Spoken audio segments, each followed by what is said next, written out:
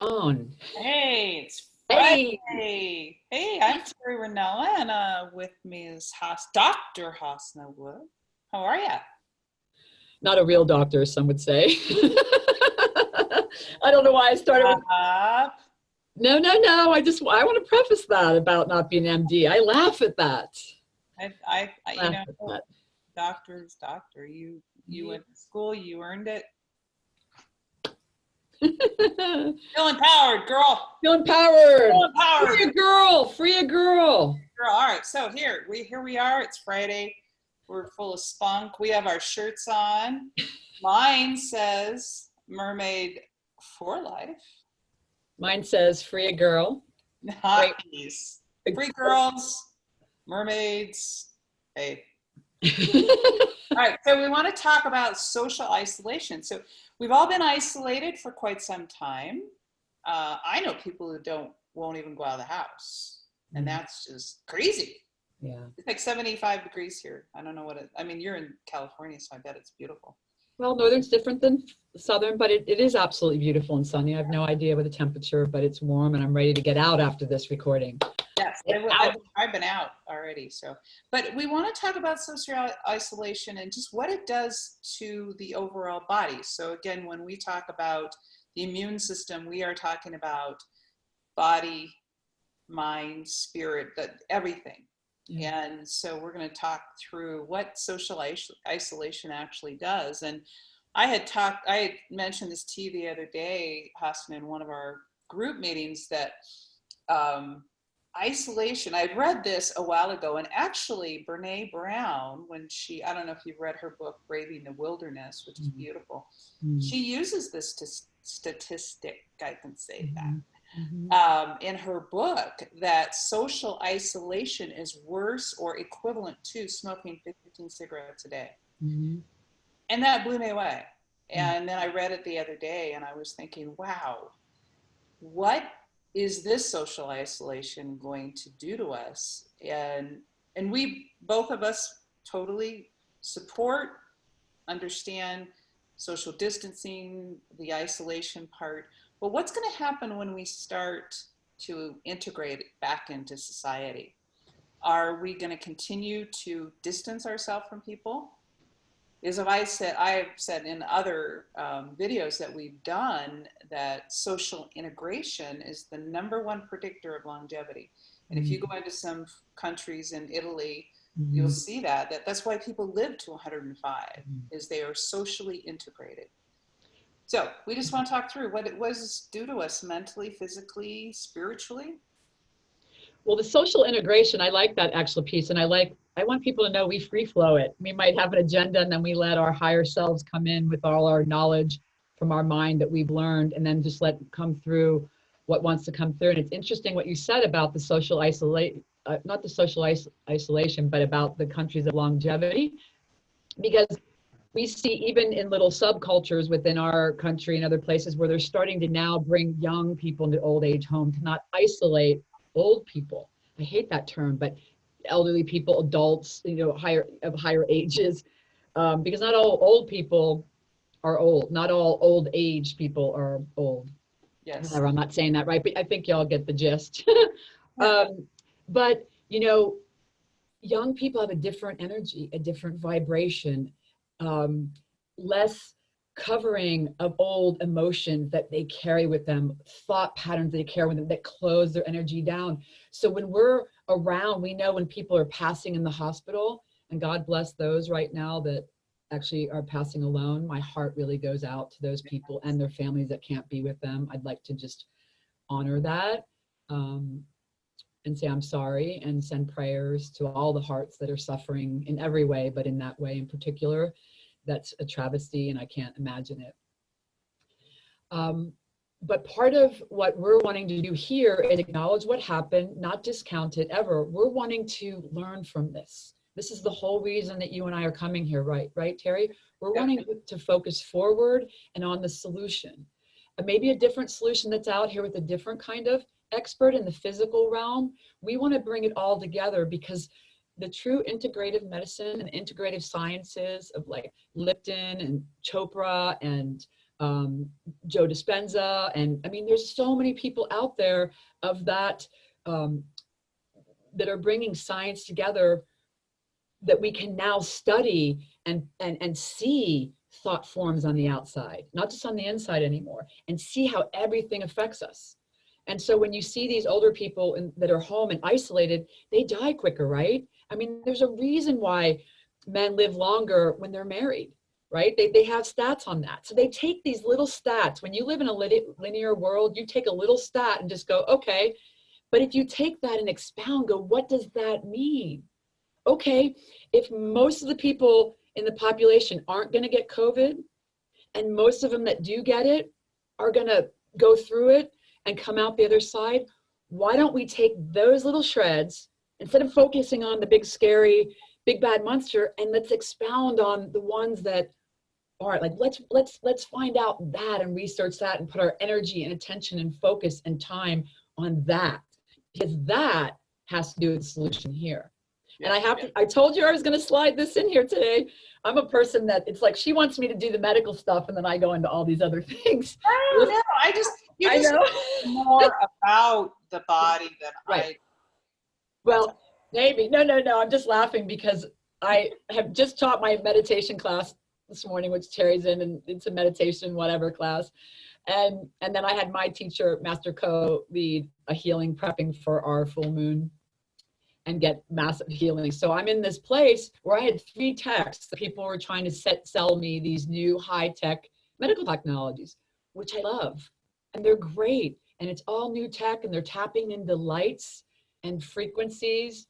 And yet we have all the access to the light and frequencies inside of us for free. And that's a deeper place. And not everybody wants to cultivate the time that it takes to meditate and find that place and empower. But even if you can take a piece of it that we teach here, like slow down to connect your mind and your heart as one, so that downpour, which I'm in right now, comes through to you, right? Yeah. So I knew I was going to slide it in somehow. And there's nothing wrong. Those are great technology because it's on the healing end, and it's a higher form of healing that I like, that's not invasive, it's supporting the body into a new place rather than turning a mechanism off that doesn't get to the bottom cause of something. So I like it. And there's a lot of people there that will need that physical medicine. I still obviously have physical medicine. But my next path as a healer and as a doctor and as a practitioner is to move into the vessel to share this, empower people in that way, as well as empower people with zinc and vitamin A. Yes. So I got that in there, but you know. So that, I mean, that me too. So I brought up the whole social isolation the other day because when I went through my journey, I was very isolated, and it was something, I had actually really, if you looked at my lifestyle, I'd really already had been isolated. Yes. You know, I really didn't have a lot of friends because I was working all the time when I was home. It was the kids, but I was already fairly isolated. So a lot of that led to cancer, but then I isolated myself as I was going through treatment, and it became a very difficult journey. I felt shame. I felt embarrassed because I had tumors on the side of my face and then big gaping holes after radiation. And I didn't allow my friends or anyone really in. And I isolated myself, and it was detrimental to my healing journey. Yes. So I just want to go back to, you know, yes, we both believe that our body we have all the tools within us to heal. Social isolation, though, what happens to us? We forget who we are, right? When we are a single entity. Because the truth is, when you are tapped into that place, you are no longer socially isolated. This being, you and I know how to connect from here, right? We are connected. You and I have never met, and I feel like you're my soul sister, which is ironic, like that, right? Crazy. Yes, but yes, social isolation, when we start disconnecting, the more we disconnect, often the more we disconnect. I've seen it. People walking by, they won't even look at you or smile. Even in the mask, you can tell that Yes. sometimes people are so pulled in. And what that pulled in is of your energy, whether there's fear, whatever is going on, people are closing this down. This is not woo-woo. We measure all these things with high-tech machinery now. When you're in love, nothing bothers you, right? When you're in love, you don't eat as much. When you're in love, you're healthier. Now, you don't have to be in love with another person. You can be in love with life. You can be practicing gratitude, and this can be open. And you're just this beaming ball of love that comes full body, not just up here pretending, mantraing, and then getting cancer down here because you don't want to, you want to be positive. It's not what I'm talking about. I'm talking full on in love. And often we need that outside. When we're in that physical incarnated body, many people live from that place. I live, but I'm moving in and out. Like I just did, I went on that little tangent, right? That was coming down. But the heart, when this is open and you're showing me love, or we're feeling each other, I may be in a different state that may open, but sometimes it's the two of us coming together and you're reflecting old memories for me. You're reflecting, oh, this person loves me, so it's time to open, right? We have the story created that we can create here with everything around us and inside of us. But we've had these stories created with people and community and fun and love and I need connection. And that just brings this alive, right? Yes. And it's very real. One of the, okay, I'll tell you a sciencey story. Okay. They show in a I'll give you a science story. They show in a petri dish, they take heart cells and they put them in the petri dish. And when they're pumping, when they move them closer, they start beating together. Wow. And so when we have that resonance, when our bodies are each resonating in the love, that together, that connection, we no longer feel separate. We never really were, but it takes us back to a deeper truth. Love takes us back to a deeper truth. So all the fear, all that pain of aloneness, of running to eat to fill that loneliness, of going to shop to fill that loneliness, all of that brings us into the remembering of who we are. We might not name it that, but there's a safety's felt, right? Whatever it is for us, there's different things that are felt. And the place that I mentioned earlier, which maybe seemed separate for a lot of other people, was, there's a place that we can access it on our own. But it's important for most of us that are living from this realm who have been isolating and pulling more in as our heart shuts down and the body slows down, which is where disease happens. Exactly. It's where disease happens. But when you open, the physical will move more when the energetic is open and moving. Yes. Well, one of my favorite sayings is love conquers all. And I do truly believe that, because love conquered a very devastating disease I had. And then I've watched love totally turn people with stage 4 cancer or another type of very serious disease. I've watched love turn their disease around. Love opening up the heart is not isolating, right? You can't feel isolated if your heart is wide open and you're loving.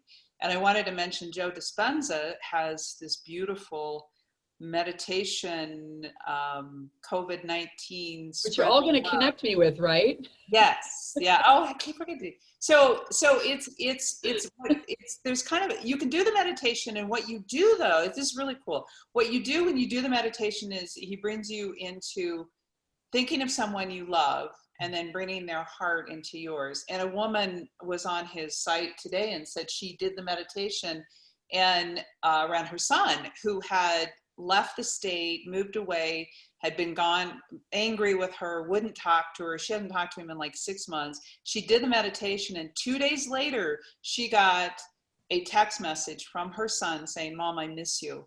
And Mom, I'm sorry. And Mom, I realized how much I love you." Is that amazing? Yeah. And this whole love meditation has over 70,000 people connected all over the world. Right. Anyway, and look at me. Go and look at me. We have to stop saying anyway, because it's good stuff. It's all relevant here.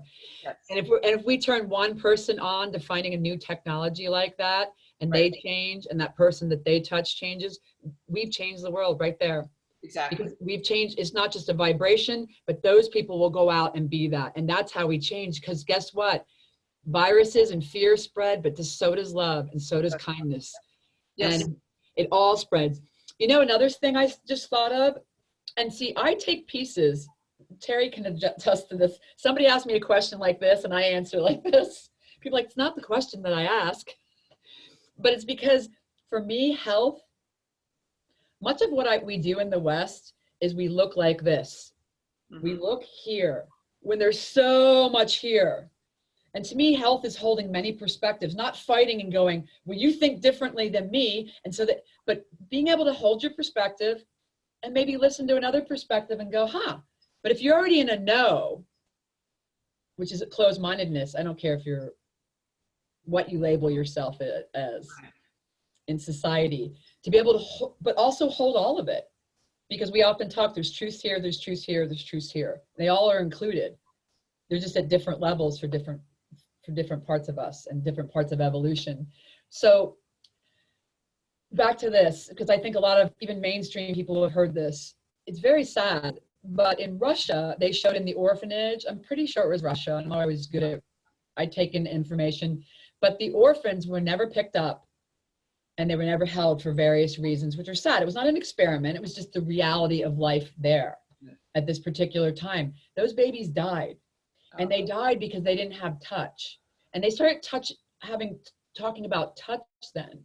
But touch is equivalent to love, right? These babies don't have a story. They don't have the capacity. I don't know what their capacity is, to be honest, that I'm not loved, to make some story about it. But because they had no attention, they got food, they got change. They weren't neglected in those physical, they had safety, they had silence, but they died.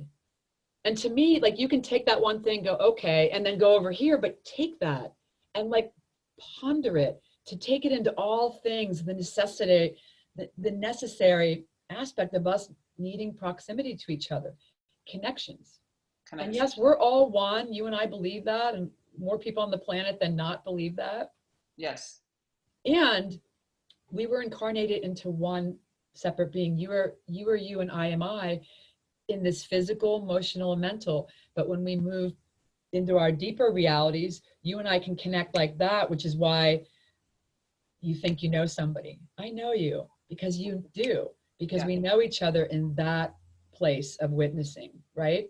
And then you love each other right away. That's why people are like, we fell in love right away. But you can do that with just the recognition of self. Yes.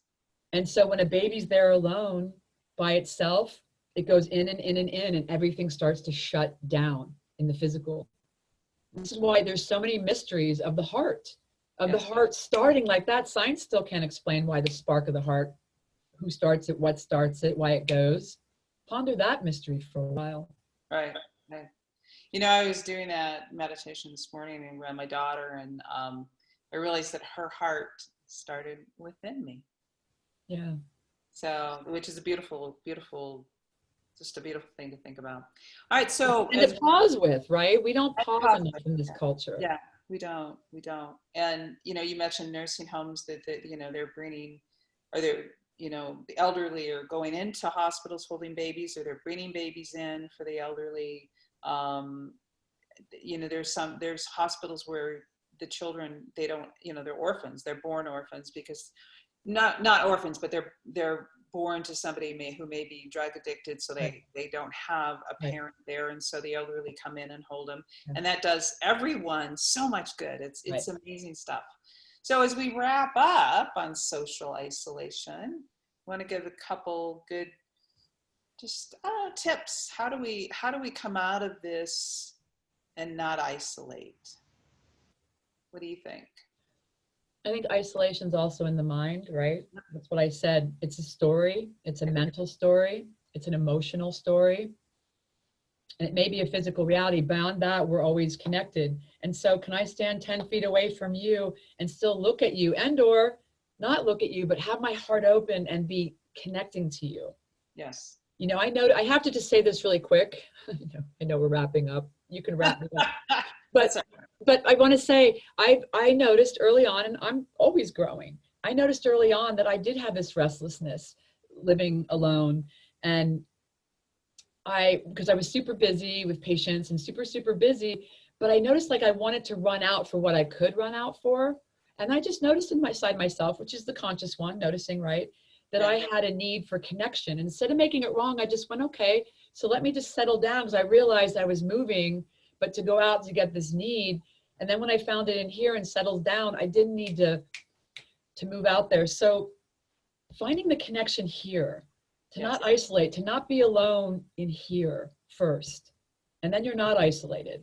And then knowing that you can go out into the world, and if you need to keep the distance, you know, even after the time, that you can still connect through here. You can connect through your eyes. You can connect in all kinds of ways. A lot of people, I mean, I live and people are very lovely here, and some people are really, won't look at you, won't, you know, will flinch if you're coming within the 6 feet realm. And that's very sad. And I have compassion for that. Yeah. But can you connect, and can you still be in your heart and go, oh, you know, okay, if you don't mind keeping 6 feet. But connection, you know, connect here to your true self. Find yourself first and move from that place out. I don't know. Does that make sense to you? Does that feel right to you, Terri? Yes, because basically what you're saying is if we open our hearts, it's scientifically proven, and Dispenza's probably one of the best. He's been gathering all this data, especially over the last couple of years. It's scientifically proven how much energy is within our heart, and when we open it up, it spans very large, just a large area. So you can still feel somebody's love being 6 feet away. So what you're saying is open up your heart, come from here. You can stay 6 feet away if that makes you feel more comfortable. But you can still show love to a total stranger even. Right. And that's why people call when you start thinking, if your heart's open to them and you think of somebody, the phone rings. Yeah. Or you walk by and you're like, I was just thinking of you. And that shows the power. That's the real manifestation that we often want to tap into, to like get a car, get a love, get a whatever. But it's just a pure energy form that they're trying to structure and show you how to utilize it. But if you just be it, your world will flow, and you'll be safe and happy and healthy and joyous. Yes. Well, so there's a beautiful meditation that it's very short that Bruce Lipton. I think, no, it's not Bruce Lipton. It's Greg Braden. Greg Braden does, and we'll find the link and put it below. Yes. And it's something it's simple, and it just teaches you how to open your heart in a really beautiful way. So I'm going to give a 10-second how to open your heart. All right, you do it. Let's do it. Our thoughts control. Okay, I won't go into the lecture of it. Think of a nice thought, because here's the thing.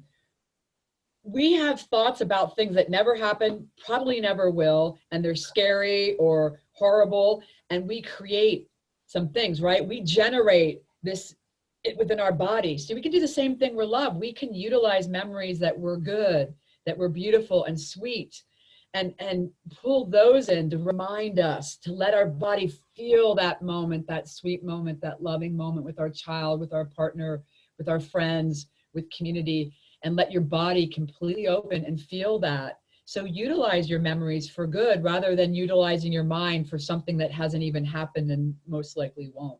I love that. Beautiful. That's beautiful advice. Thank you. Mind-body connection. Yeah, I mean, when I was I got a little, and I'll say this real quick too. I know we're wrapping. Here we are, wrapping up, and we're not really wrapping up.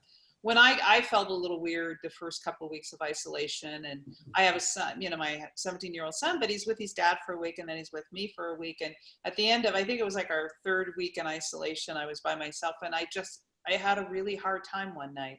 And what I did was I thought about my granddaughter, who I couldn't see and who I'm very close. I just opened up my heart by thinking about her and how much I loved her. Yeah. And that did it. I didn't feel isolated anymore. So that's great advice. Yeah. All right. So next time, I don't know what we're going to talk about. We just, it's all about empowerment. It's all about freedom. It's all about joy. Yes. And vitality.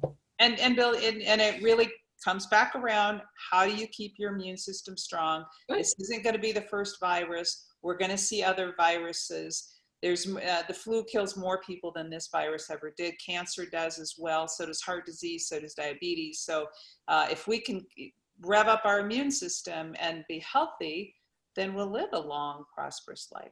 All right. All right. Thank you, Terri. Thank you. Yes. Great. See you next time. All right. Turn it off.